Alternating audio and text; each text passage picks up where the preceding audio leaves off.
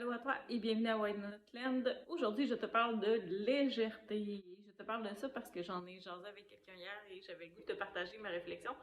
Et là, tu vas dire, c'est quoi le rapport avec les saines habitudes de vie et l'activité physique? Ça a tout à voir avec ça. En fait, quand tu te mets à faire des choix en fonction de ce qui est léger pour toi, ça change beaucoup de choses. Si tu cherches la légèreté dans ton travail, dans ton horaire, dans ton entraînement, dans ton alimentation et dans tout, tout devient plus facile, tout devient plus fun et tu ajoutes bien du bonheur et de la simplicité à ta vie. Donc, c'est ce que je te conseille de faire, d'appliquer ça le plus souvent possible et tu vas te débarrasser de boulets, tu vas te débarrasser de poids morts, tu vas te débarrasser de culpabilité, de plein de trucs dont tu n'as pas besoin pour évoluer et en plus qui t'empêchent d'évoluer dans le sens que tu voudrais faire. Donc, le plus souvent possible, opte pour la légèreté. Puis c'est pareil dans la bouffe. Si j'ai deux choix alimentaires, un gros morceau de gâteau ou un casseau de framboise, par exemple, qu'est-ce qui est plus léger entre les deux? Comment tu vas filer après avoir mangé ça? Est-ce que tu vas filer plus léger d'avoir mangé les framboises ou d'avoir mangé un gros gâteau au fromage, par exemple? La réponse, elle vient d'elle-même. Donc, tu vas te rendre compte que même dans l'alimentation, quand tu choisis des aliments plus santé, c'est plus léger, tu te sens mieux après, tu as de meilleure énergie. Donc, ça s'applique en alimentation. C'est pareil pour l'entraînement. Si pour toi, ça te pèse sur le dos d'aller t'entraîner au gym, puis que c'est une torture mentale à chaque fois d'y aller, est-ce que c'est léger? Non. Est-ce que c'est la bonne activité pour toi? Probablement pas. T'es probablement mieux d'opter pour autre chose, d'aller faire du plein air si t'aimes pas ça aller au gym, d'opter pour des cours de groupe si t'aimes pas ça t'entraîner tout seul puis t'as besoin de l'avoir à l'horaire et que t'as un petit peu de misère avec la discipline.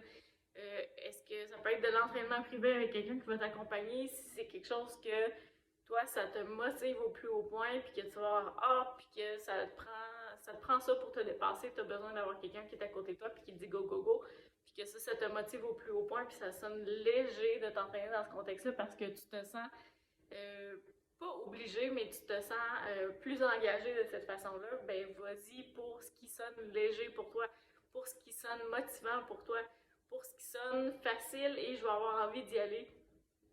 Moi, j'en ai parlé quelques fois, mais le jogging qu'on fait, on le fait à l'extérieur. Quand il fait beau avec les marées à donne, on jogue sur la plage.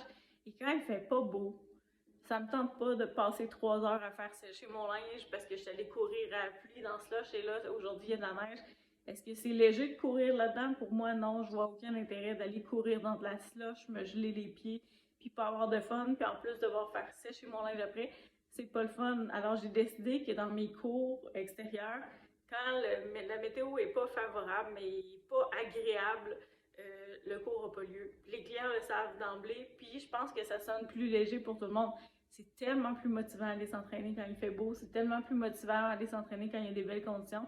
Alors moi, ce que j'ai décidé de faire, c'est que on fait 2 entraînements par semaine, et si la météo n'est pas agréable, on annule tout simplement, puis on va s'entraîner plus longtemps sur d'autres semaines, puis on va reporter.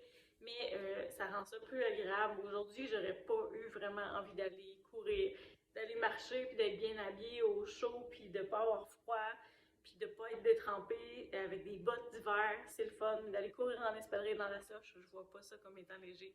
Donc, tu peux choisir tes activités en fonction de ce qui est léger pour toi. Si un entraînement d'une demi-heure, c'est trop lourd, si un entraînement d'une heure, c'est trop lourd pour toi, tu peux faire un entraînement plus court. Tu peux faire des Tabata, des 4 minutes, autant de blocs que tu veux. Mais tu peux faire des petites parties d'entraînement dans ta journée sans que ce soit un gros entraînement lourd. Fait que vas-y vers ce qui est le fun pour toi. Vas-y vers ce qui est agréable pour toi. Et c'est la même chose dans tes relations. S'il y a des relations qui te pèsent, qui te demandent trop d'énergie, que la personne t'appelle ou te texte puis que tu viens comme twister en dedans, c'est pas léger cette relation-là est peut-être pas pour toi, tu peux peut-être diminuer la fréquence, tu peux peut-être prendre tes distances, tu peux peut-être mettre fin à la relation si c'est quelque chose qui est lourd ou qui est nocif pour toi, et c'est pareil pour ton emploi, et c'est pareil pour ton horaire. Quand quelque chose devient lourd pour toi, c'est que ça ne te convient plus, même si ça t'a déjà convenu dans le passé, peut-être que là, tu es rendu ailleurs, peut-être que là, ça ne correspond plus à ta réalité, à tes besoins, à ce que tu as envie de vivre, mais tu as le choix de choisir la légèreté tout le temps. Et c'est ce que je te suggère de faire. Moi, c'est ce que j'applique depuis 3 ans. Puis je trouve que ma vie est de plus en plus belle parce que contente? Est-ce que je suis motivée? Est-ce que je suis inspirée? Est-ce que ça me fait vibrer de faire tel ou tel projet? Si la réponse est non, j'y vais pas. Pas par paresse, mais parce que c'est pas aligné avec ce que j'ai envie de faire, tout simplement. Fait que c'est ce que je te propose de faire. Dans la semaine qui vient, essaye d'identifier ce qui est lourd, ce qui est léger, puis essaye d'orienter tes choix le plus souvent possible vers ce qui est léger pour toi. Et ça peut être de déléguer, ça peut être de demander de l'aide à quelqu'un, ça peut être de plein de façons, mais ajoute la légèreté dans ta vie, puis tu vas voir, tu vas en bénéficier, tu vas en profiter. Aujourd'hui, tu vois que j'ai changé de décor.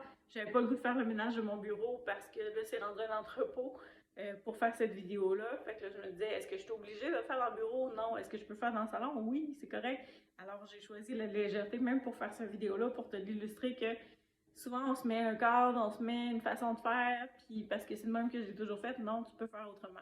Non, tu peux choisir ce qui est léger, puis oui, tu peux atteindre tes objectifs pareil en faisant juste les choses autrement. Fait que c'est ce que je te souhaite de faire dans la semaine qui vient. Applique ça, choisis ce qui est léger, puis tu vas voir, ça va changer les choses.